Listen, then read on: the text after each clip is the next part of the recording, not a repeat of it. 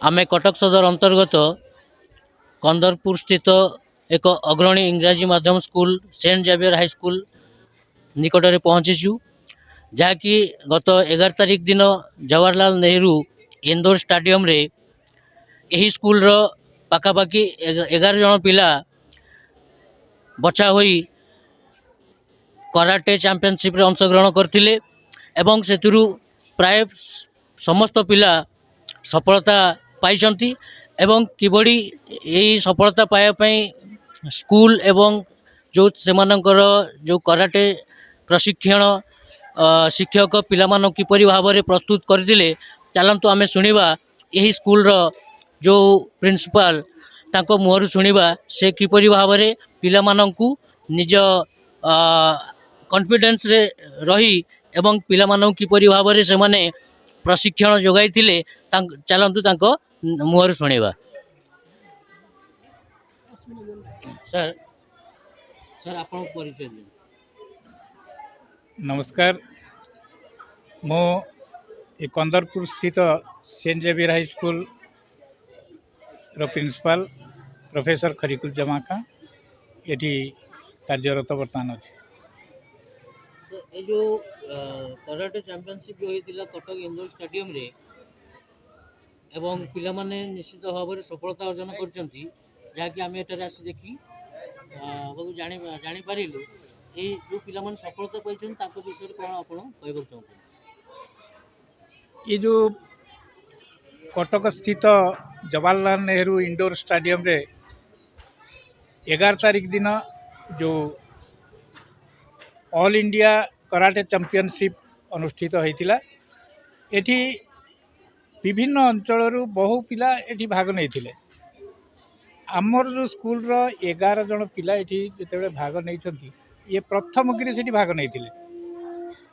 आमर टिके आशा आशंका मध्य आमे रहिथिलु किंतु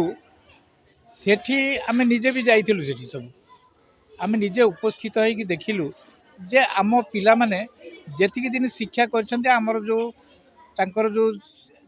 प्रशिक्षण दउछन्ती जे आम एठी रश्मि रंजन बाबू सी तांकर दक्षतार परिचय से कहीं जी कम दिन मध्य पिला मानकु जहाँ प्रशिक्षण देइथिले से पिला माने सेठी तांकर खूब दक्षता प्रदर्शन करिकी गोल्ड सिल्वर ब्रोंज मेडल पाइबारे से माने योग्य विवेचित होइचंती एवं समस्त पिला आमर सेठी मेडल पाइचंती जेतेबेले कि अन्य स्कूल रो पिला माने पाख स्कूल रो पिला माने एथिरे समकक्ष हो पारना तेणु मु निश्चित भाव में कहबी I am extremely happy to learn that almost all our students have got prizes like bronze silver and gold एवं आपण चाहिए कि एते पिला मानक मध्य रे आपण को स्कूल रो पिला माने जो सेटे योगदान करतिले सेठी निश्चित भाव सफलता बोली आपण को विश्वास थिला कि आमे जेतेबेले एठी हमर प्रैक्टिस चली थिला हमर जो सार अछंती रश्मि रंजन सार जे कि एठी पिला मानकु प्रशिक्षण दउछंती तांकर जो अनुभूति एवं तांकर जो कार्य शिक्षा दबार शैली याकू देखिकी आमे निश्चित भाव में अनुमान करने जे आम पिला किछि ना किछि मेडल पाइबे किंतु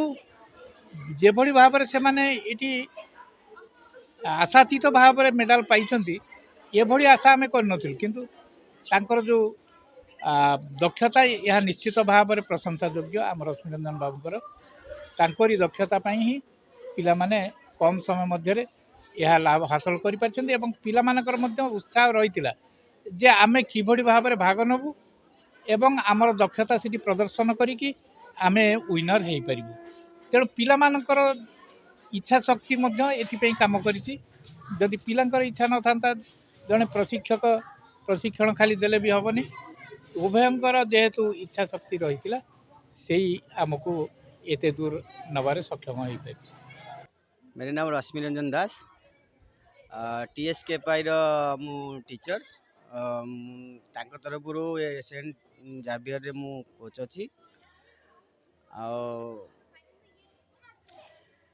एक तो मु धन्यवाद देवी आमर जो जो स्कूल रे मु अच्छी एबे जावियर स्कूल रे कंदरपुर बहुत सपोर्ट मते देले जहाँ फल कि मु 10-12 दिन भितर मु पिला जाऊटा माने तैयारी करैली सी तैयारी करार मोर जहाँ भी फल मिली सार तो कहले ଆଉ ମୁଁ ଭାଗ୍ୟ ମନେ କରୁଛି କି ଏ ସ୍କୁଲରେ ଜଏନ୍ କରିବାରୁ ମୋତେ ଏତେ ସୁନ୍ଦର ପିଲା ମିଳିଲେ ଏତେ ସୁନ୍ଦର ମତଲବ ଅର୍ଗାନାଇଜେସନ୍ ମିଳିଲା ଆଉ ଯାଇକିରି ଯାହା ବି ସେ ସଫଳତା ପାଇଛନ୍ତି ତା ଦେହରେ ସ୍କୁଲର ବହୁତ 100% ମାନେ ଯୋଗଦାନ ଅଛି କାହିଁକିନା ଯେଉଁ 12 ଦିନ ଯାକ ପିଲାଙ୍କ ଗୋଡ଼ରୁ ବି ଛାଲା ଉତରି ଯାଇଛି ଫୁଟୁକା ହେଇଯାଇଛି ମାଡ଼ ବି ଖାଇଛନ୍ତି ଯେତିକି ଆମେ ଭାବିଥିଲୁ କି ନୂଆ ଯାଇକିରି କରିପାରିବେ ସେତିକି ତାଙ୍କର ଆମେ ଯାହା ଭାବିଥିଲୁ ହେଇପାରିବନି ବୋଲି ସେ ବହୁତ ବଢ଼ିଆ କରିକିରି ଆସିଛନ୍ତି କରାଟିଟା ହେଉଛି ତ ହିଁ ଆତ୍ମରକ୍ଷା ପାଇଁ ଆକ୍ଚୁଆଲି କ'ଣ ନା କି ଇଏ ଯେଉଁ କରାଟି ଶିଖୁଛନ୍ତି ଝିଅ ପିଲାମାନେ ଶିଖିଲେ ସେ ଆଜିକାଲି ଯେଉଁ କ୍ରାଇମ୍ ହେଉଛି ଝିଅ ପିଲାଙ୍କୁ ମତଲବ କେଉଁଠି ମତଲବ ଗ୍ୟାଙ୍ଗରେପ୍ ହେଉଛି କେଉଁଠି ଆଉ ମାନେ ଚେନ୍ ଟାଣାଟଣି ହେଉଛି କେଉଁଠି ମାନେ ମୋବାଇଲ ଟାଣି ନେଇଯାଉଛନ୍ତି ସେଥିପାଇଁ ଝିଅ ପିଲାମାନେ ଯଦି କରାଟି ଶିଖିଲେ ସେ ତାଙ୍କର ଆତ୍ମସୁରକ୍ଷା କରିପାରିବେ କାହିଁକି ନା ମା ବାପା ସବୁବେଳେ କ'ଣ ସାଙ୍ଗରେ ଯିବେ ନା ହତିଆର ସାଙ୍ଗରେ ନେଇଗଲେ ସେଟା ଗୋଟେ କ୍ରାଇମ୍ ହେବ ସେଥିପାଇଁ ଆମେ ଆତ୍ମରକ୍ଷା ଶିଖିଥିଲେ ଇନଷ୍ଟାନ୍ସ କାମରେ ଆସିବ ଆପଣ ପରିଚୟ ଦିଅନ୍ତୁ। I'm Siddha Shrita. I live in Madhya Sashan. I'm from class 6 of St. Xavier High School. କିଭଳି ଅନୁଭବ ଲାଗେ? ଆମେ ସେଇଠି ପ୍ରଥମ ଥର ପାଇଁ ଯାଇଥିଲୁ ସେଇଥିପାଇଁ ନର୍ଭସ୍ ବି ଥିଲୁ ଖୁସି ବି ଥିଲୁ ଆଉ ଗୋଟେ ମନରେ ଥିଲା କି ଆମେ ଭଲ ବି କରିବୁ ଯାଇକି ସେଇଠି ପାଖାପାଖି ଏଠାରେ 15 ଦିନ ହେଲା ଆପଣମାନଙ୍କୁ ପ୍ରଶିକ୍ଷଣ ଦିଆଯାଉଛି। ଆମେ ଆମେ ବହୁତ ଜାଗା ଟିକେ ମାନେ ଡିଫିକଲ୍ଟରେ ଆମେ ସବୁ ପ୍ରାକ୍ଟିସ୍ କରିଥିଲୁ